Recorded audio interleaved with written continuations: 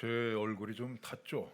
빨갛게 탔다고들 그러시더라고요. 제가 그 요즘에 농번기에 접어들었습니다. 그래서 이제 뭐 땅 거르고, 이제 뭐 잡초 뽑고, 그다음에 텃밭 이제 만들고, 그리고 거기다가 비닐을 씌우고, 이제 뭐 상추 심고, 뭐 깻잎, 토마토, 뭐 하여튼 감자 심고, 하여튼 여러분들이 한번 오시면 제가 그 삼겹살에다가 맛있게 해드리겠습니다.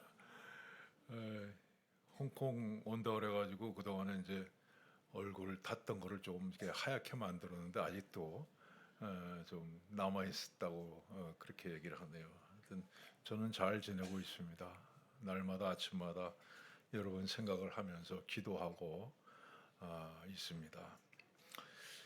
지금부터 44년 전이죠. 우리 교회가 창립된 것이 1980년 4월 20일 날 지금 그 야마떼에 있는 성 안드레 기독센터라는 교회가 있습니다. 거기 4층 건물, 조그만 건물 하나 빌려가지고 구령 한교교회다 이렇게 이름을 걸고 교회를 시작했습니다. 김웅삼 목사님을 비롯한 7명의 교인들이 모여서 첫 번째 예배를 드렸습니다. 그러다가 그 1984년에는 한국 장로교 구령교회 이렇게 이름을 바꿨고 이어서 1988년에는 홍콩 동신교회라 이렇게 이름을 개칭해서 오늘에 이르게 됐습니다. 우리 교회가 왜 홍콩 동신교회냐 묻는 분들이 많이 있어요. 그건 우리 초대 목사님이신 김웅삼 목사님께서 서울에 있는 동대문에는 동신교회에서 선교사로 파송을 받으셨기 때문입니다. 그때 지어진 이름을 한번 좀 바꿔볼까 하는 생각도 했습니다만 그래도 홍콩 동신교회라는 이름이 좋아서 아직까지 사용하고 있습니다. 12년 동안 혼신의 힘을 다해서 목회하고 또 선교 활동하시던 김은삼 목사님은 1992년 원로 목사로 추대를 받으셨습니다. 그리고 은퇴한 다음엔 마카오로 건너가셔서 마카오 한인교회에 설립하셨고 마카오 가나안 신학교 교장으로서 3년 동안 일하셨어요. 그러다가 1995년 한국으로 귀국하셨고 그 이듬해 1996년에 미국에 있는 장남댁을 방문하셨다가 하나님의 부르심을 받으셨습니다. 그리고 저는 김웅삼 목사님의 뒤를 이어서 1991년 11월 7일 홍콩 동식에 부임해서 32년 동안 섬기다가 작년 12월에 원로 목사로 추대받았습니다. 그리고 이어서 우리 이성원 목사님이 3대 목사님이십니다. 그 감사한 일이죠. 교회 역사가 44년인데 홍콩에서는 목사님이 뭐 3년마다 뭐 5년마다 때로는 뭐 몇 달 만에 바뀌기도 하는데 우리 교회는 이제 44년 역사에 이제 세 번째 목사님을 모시게 됐습니다. 열심히 정말 혼신의 힘을 다해서 목회를 하고 계십니다. 그동안 하나님께서 우리 교회를 무엇보다도 홍콩 교민들에게 복음 전하는 교회로 삼아 주셨습니다. 우리 교회 통계가 전산화 이게 컴퓨터로 전산화된 되고 나서 우리 교회를 거쳐간 분이 한 3천여 명 됩니다. 그러니까 제가 이렇게 계산해 보니까 창립 때부터 우리 교회를 거쳐간 분이 한 5천여 명은 좋게 넘는 것으로 생각이 됩니다. 이분들이 정말 외로운 이 이민 생활 가운데 교회를 통해서 정말 신앙으로 훈련받았고 또한 위로를 받을 수가 있었습니다. 뿐만 아니라 하나님께서 무엇보다 우리 교회를 선교의 도구로 사용해 주셨음에 감사드립니다. 마카오 가나안 성경학교 설립해서 중국 대륙에서 온 중국인들을 대상으로 신학 교육을 시켰습니다. 또는 중국인 교인 마카오 평안교회, 마카오 광안교회를 창립했고 또 주하이에 향주교회를 비롯해서 여섯 곳의 중국인 교회를 세웠습니다. 그리고 조선족 교회인 산봉교회를 세웠죠. 1992년부터는 심양을 중심으로 해서 심양 서탁교를 중심으로 해서 조선족 교회, 조선족 그 선교에 힘썼고 1996년에는 북경에 선교관을 개설했습니다. 그래서 중국계 지도자들을 장기적으로 단기적으로 교육해 오는 일에 힘썼습니다. 또 1992년 마카오 한인교회를 시작으로 해서 2003년에는 창립 20주년 기념해서 필리핀 마닐라에 길복교회를 세웠습니다. 2005년에는 25주년 기념교회로 중국 창핑에 창핑 한인교회를 세웠습니다. 그리고 2011년은 30주년 기념교회로 인도네시아 칼리만탄에 세금바르 교회를 건축했습니다. 그리고 작년 우리 40주년 기념교회 말레이시아 생카에 교회를 건축했습니다. 여러분 지난 44년 동안 우리 교회 선교 활동을 다 기록하라 하면 아마 책 한 권 갖고는 모자랄 겁니다. 정말 우리가 가진 모든 것 여유가 있으면 무조건 선교 사업에 쏟아부었는데 참 정말 묘하게도 하나님께서 우리 교회를 축복해 주셨어요. 모든 것을 풍족하게 채워줬습니다. 선교 사업에 많은 재정을 쏟아부으면 그것으로 그냥 살림이 어려울 것 같은데 오히려 하나님께서 역으로 풍성하게 채워주시는 것을 정말 경험을 했습니다. 여러분 44년 전에 중국계 한 모퉁이 그 빌려가지고 초라하게 시작했던 교회가 정말 아름다운 예배당을 소유하게 하셨죠. 1984년에는 현재 교육관으로 사용하고 있는 10층 예배당을 구입했습니다. 1989년에는 현재 2층 본당의 절반, 이쪽에 절반을 구입했습니다. 그리고 이어서 1996년에는 다시 이쪽 절반을 구입해서 이제 본당으로 사용하고 있습니다. 2006년에는 18층 교육관을 구입했고 또 2011년에는 3층을 구입해서 우리 진교실로 사용을 하고 있습니다. 얼마나 많이 하나님께서 은혜를 부어 주셨는지 모릅니다.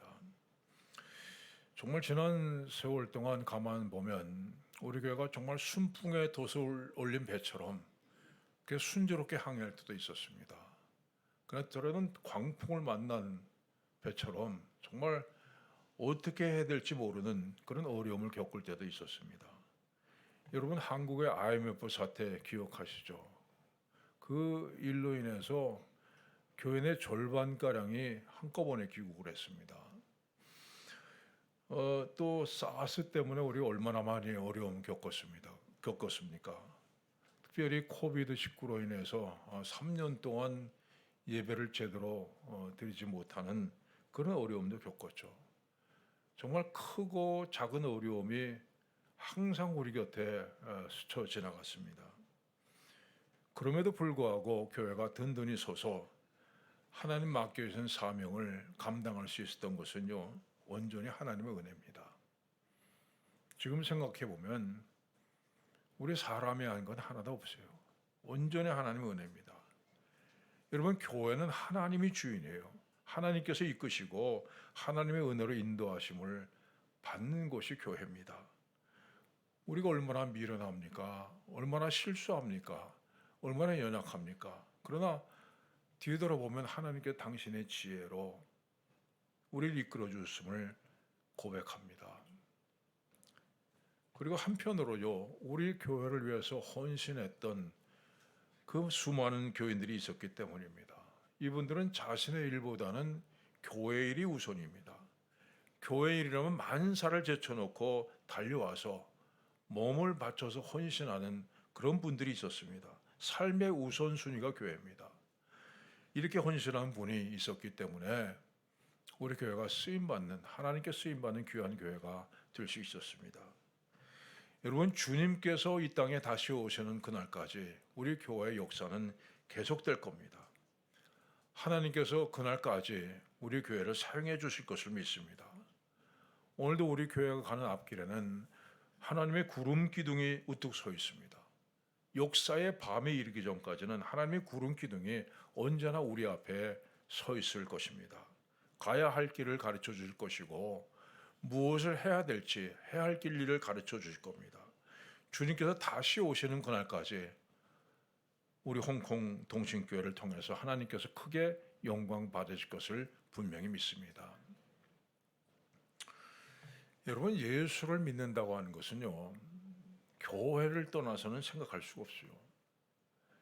장로교의 창시자인 칼빈 선생은 교회는 그리스도인의 어머니다 이렇게 표현했습니다.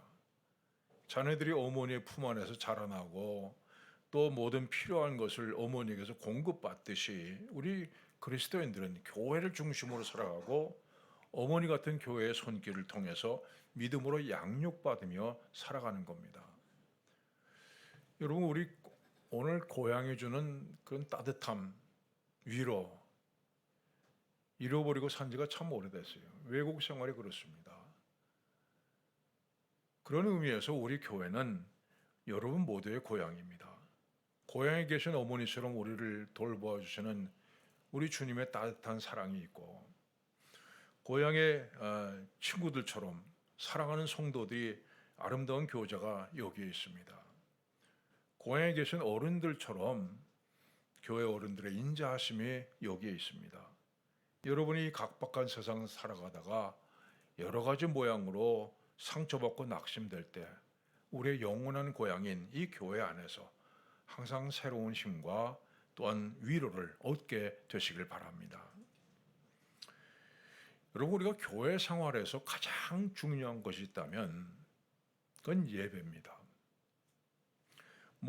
우리 교회가 하는 일이 예배, 교육, 전도, 봉사 이렇게 나눌 수 있지만 그 중에서도 가장 중요한 것은 하나님 앞에 나와 예배하는 겁니다. 여러분, 교회의 모든 것은 예배를 향해서 초점이 맞춰줘야 됩니다. 그 예배는요, 반드시 갖춰야 될 몇 가지 요소가 있습니다. 첫째는 감사하는 마음으로 예배하는 겁니다. 여러분, 한번 생각해 보세요. 감사가 없이 찬송한다, 감사가 없이 기도한다, 감사가 없이 봉헌한다. 여러분, 이건 생각할 수도 없습니다. 여러분이 예배 드릴 때 지난 한 주간 동안 하나님께서 내게 베풀어 주신 하나님 은혜에 감사하는 마음을 가지고 나와야 됩니다. 이 감사하는 마음이 없이 예배를 진행된다면 그건 우리 만족을 얻기 위한 행위입니다. 하나님 앞에 드리는 예배가 아니죠. 또 주일날 됐네. 그리고 여러분 나온다면 그건 내가 예배를 드렸다는 만족을 얻기 위한 겁니다. 하나님 앞에 드리는 예배가 될 수 없습니다. 두 번째로, 여러분, 예배는 기쁨으로 드리셔야 됩니다. 예배는 하나의 축제 형식을 갖고 있습니다. 시편의 말씀에 온 땅이여 여호와께 즐거운 찬송을 부를지어다. 기쁨으로 여호와를 섬기며 노래하면서 그의 앞에 나아갈지어다. 여러분, 예배는 하나님 앞에 기쁨으로 나오는 겁니다. 예배 드릴 때 정말 하나님의 은혜로 구원받은 기쁨, 내가 한 주간도 하나님의 은혜 가운데 살았다는 그 기쁨, 여러분, 그것이 그대로 우리 찬송과 기도로 표현되는 것이 바로 예배입니다. 세 번째로, 예배는요, 하나님 앞에 드리는 거죠. 우리가 흔히 어떤 사람은 예배를 본다 이렇게 얘기하는데 여러분, 잘못된 겁니다. 예배는 구경하는 것이 아니라 하나님께 드리는 겁니다. 찬양을 드리고 기도 드리고 예물 드리고 내 몸과 마음을 다 묶어서 드리는 것이 바로 예배입니다. 옛날 우리 조상들은 우상에게 제사했어요. 근데 그 제사는 나만을 위한 제사입니다. 내가 복을 받고 내가 화를 면하고 모든 것이 나를 위한 제사였습니다. 그러나 우리가 오늘 하나님 앞에 예배 드린 것은 나를 위한 것이 아니라 하나님을 위한 겁니다. 나 자신을 하나님 앞에 온전히 드리는 것, 이것이 예배의 참된 의미입니다. 지금 우리가 예배 드리는 이곳이 여러분 하나님이 계시는 곳입니다. 여러분 이 사실을 분명히 깨닫게 되시길 바랍니다. 솔로몬이 성전을 건축하였을 때 하나님께서 이렇게 말씀하셨습니다. 이제 이곳에서 하는 기도에 내가 눈을 들고 귀를 기울이리니 이는 내가 이미 이 성전을 택하고 거룩하게 하여 내 이름을 여기에 영원히 있게 하였음이라. 내 눈과 내 마음이 항상 여기에 있으리라. 여러분 이게 하나님의 약속입니다. 그래서 이 전은 하나님이 살아계신 전이요. 여러분이 앉아 계신 이곳은 하나님의 거룩하신 이름이 있는 곳이고 하나님의 눈이 하나님의 마음이 있는 곳입니다. 하나님 지금 여러분 곁에 계셔서 기도를 들으시고 우리의 허물을 용서하시고 우리에게 새로운 힘을 주시고 실패를 성공으로 바꿔주시고 낙심과 절망을 새로운 희망으로 바꿔주십니다. 여러분 지금 하나님 앞에서 하나님 살아계셔서 친히 우리와 교제를 하시는 이 귀한 자리에 지금 앉아있는 겁니다. 여러분 감사함으로 기쁨으로 온 마음 다해 예배드림으로 하나님 앞에 큰 영광을 돌리는 예배가 되길 바랍니다. 여러분 오늘 본문은요, 참된 예배란 무엇인가 몇 가지 구체적으로 말씀합니다. 하나님께 야곱에게 약속하셨죠. 자, 내가 너와 함께 있어서 이 땅으로 다시 돌아오는 날까지 널 지켜주겠다. 그러니까 야곱이 뭐라고 얘기합니까? 하나님이 약속하신 대로 나를 이곳에 돌아오게 하시면 여호와께서 나의 하나님이 되실 겁니다. 그리고 이 돌이 하나님의 전이 될 것입니다. 그리고 20년 세월이 흘렀습니다. 야곱이 큰 부자가 돼서 고향으로 돌아왔습니다. 그런데 야곱은 베델로 가지 않고 세겜이라고 하는 곳에 정착했어요. 세겜이 왜냐하면 베델은 황무지고 세겜은 도시입니다. 20년 전에 야곱이 약속한 대로라면 고향에 들어온 즉시 베델로 가야 됐죠. 지난 세월 하나님 베푸신 은혜 감사드립니다 하면서 베델에서 하나님 앞에 제물을 드리면서 예배 드려야 됐습니다. 그러나 야곱은 베델로 가지 않고 세겜에 정착해서 땅을 사고 집을 짓고 정착했습니다. 그리고 야곱은 세겜에 사는 10여 년 동안 한 번도 베델을 찾지 않았습니다. 그런데 야곱에게 환란이 다가오자 하나님께서 다시 야곱에게 말씀하십니다. 일어나 베델로 올라가서 거기에 거주하며 내가 내 형 에서의 낯을 피하여 도망하던 때에 내게 나타났던 하나님께 거기서 제단을 쌓으라. 자, 그러자 이 야곱이 다시 베델로 올라갑니다. 그리고 식구들에게 이렇게 얘기합니다.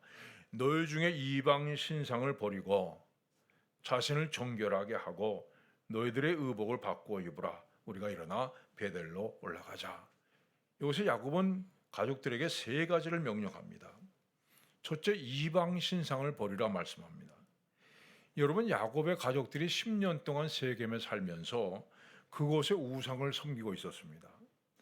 신상을 집안에 모셔놓고 점을 치는 데 사용했고 그 다음에 귀신을 쫓는다는 주문을 새긴 귀걸이를 하고 다녔죠. 야곱 먼저 이런 신상들 귀걸이 다 모아서 상수리 나무 아래에 묻으라. 왜냐하면 상수리 나무 아래는 시체를 묻는 곳이기 때문입니다. 완전히 단절하라는 거예요. 그런데 우리에게 이방 신상을 버리라는 말은 오직 하나님만 바라보라는 겁니다. 우리가 누군가를 만날 때 만나는 사람에게 집중을 해야지 뭐 다른 생각하면 그 만남이 제대로 이루어질 수가 없지 않습니까? 어떤 사람은 자꾸 시계 쳐다보고 어떤 사람은 자꾸 핸드폰을 만지작거리고 또 어떤 분은 한참 뭐 얘기하는 도중에 엉뚱한 얘기를 하는 분들이 있어요. 다른 생각을 했다는 거죠. 이런 태도를 가는 것은 그 만남이 제대로 이루어질 수가 없습니다. 자, 우리가 하나님 앞에 나와서 예배한다는 것은요, 오직 하나님만을 바라본다 하는 것을 의미합니다. 예배 시간 내내 하나님 앞에 집중하는 거예요. 예배 드리면서 오늘 예배 끝나면 뭐 해야 되지? 맞아, 어디 가서 누구 만나야 되지? 맛있는 거 먹으러 가야지, 쇼핑해야지, 뭐 이렇게 생각한다거나, 예배 드리러 왔는데 아이고 저 보기 싫은 아무개 오늘도 왔네, 이런 생각하면요, 그건 절대로 예배가 될 수 없어요. 하나님과의 만남이 이루어질 수 없습니다. 하나님 우리의 겉모습 보시지 않습니다. 우리가 앉아있는 모습을 보시는 분이 아니에요. 하나님 우리의 속마음을, 마음 중심을 살피시는 분입니다. 여러분, 예배 드리면서 하나님 만나는 것보다 소중한 일이 있어서는 안 됩니다. 내 마음속에는 모든 우상 다 묻어버리고, 상수리 나무 아래 묻어버리고 하나님만 바라보는 그런 예배 시간이 되길 바랍니다. 두 번째는 내 자신을 정결하게 하라 말씀합니다. 이건요, 나 자신이 하나님 앞에 제물로 드려지기에 합당하게 깨끗하게 돼야 된다는 말씀입니다. 구약 시대의 제물로 드려진 동물이요, 흠이 없고 정결해야 됐습니다. 눈 먼 거, 상처가 있는 거, 무슨 뭐 병든 거 하나님 앞에 제물로 드릴 수가 없습니다. 자, 여러분이 하나님 앞에 예배드리고 나오기 전에 내가 하나님 앞에 제물로 드려질 만큼 깨끗한가 자신을 돌아보라는 겁니다. 예배를 드리면서 세상의 욕심이나 정욕 때문에 눈이 멀어 있으면 안 됩니다. 다른 사람을 향해서 원망하는 마음, 불평하는 마음, 병든 마음 가지고는 여러분 제물로 드려질 수가 없습니다. 여러분, 예배를 통해서 하나님을 만날 수 있습니다. 그러나 하나님께서 만나 주시지 않는 사람이 있습니다. 해결되지 않은 죄를 품고 있는 사람이에요. 하나님은 어떤 죄도 다 용서해 주십니다. 그러나 우리가 자백하지 않은 죄는 용서해 주실 수가 없습니다. 그리고 죄가 있는 사람은 하나님을 만날 수 없습니다. 여러분들 예배 시간에 좀 일찍 나오시길 바랍니다. 한 주간 동안 내 삶을 돌이켜보면서 내가 하나님 앞에 잘못된 부분들이 없는가, 조용히 묵상하면서 여러분 회개하는 시간을 가지시기 바랍니다. 먼저 자신을 정결하게 한 다음에 그 다음에 예배 드리시기 바랍니다. 예배를 통해서 하나님 만나는 기쁨을 누리게 될 것입니다. 세 번째로는 의복을 바꾸어 입으라. 여러분, 예배 드리러 나올 때 그럼 좋은 옷 입어야지, 그런 얘기 아니죠. 삶의 방식을 바꾸라는 얘기예요. 지금까지 살아오던 옛사람 벗어버리고 새 사람을 입으라는 겁니다. 너는 유혹의 욕심을 따라서 오져가는 구습을 따르는 옛사람을 벗어버리고, 그다음에 오직 너희의 심령이 새롭게 되어 하나님을 따라 의와 진리로 거룩함을 지으심을 받은 새 사람을 입으라. 여러분, 그런데 주일날만 새 사람의 옷을 입지 마십시오. 예배 드리러 나올 때만 새 사람의 옷을 입고 세상으로 돌아가서는, 이 엘리베이터 내려가서는 다시 옛사람의 옷을 주워 입는 어리석은 짓을 이제는 그만두십시오. 여러분, 그렇게 해서는 예배를 통해서 하나님을 만날 수 없습니다. 그렇게 해서는 아무리 우리가 나와서 예배를 열심히 드린다 해도 하나님 만날 수가 없어요. 1년 365일 새 사람의 옷을 입고 사십시오. 직장에 나가서 일을 할 때나 가정에 살림할 때나 여러분 친구들을 만날 때 변함없이 새 사람의 옷을 입고 사십시오. 이렇게 새 사람의 옷을 입고 사는 사람만이 예배를 통해서 하나님을 만날 수가 있습니다. 사랑하는 여러분, 우리 교회가 정말 항상 예배할 때마다 하나님 앞에 참된 예배가 드려지는 교회, 이런 교회가 되길 원합니다.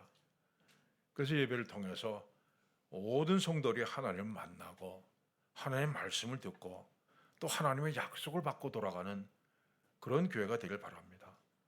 하늘로부터 내려오는 하나님의 은혜를 받는 여러분들 되시기를 간절히 축원합니다. 기도합시다.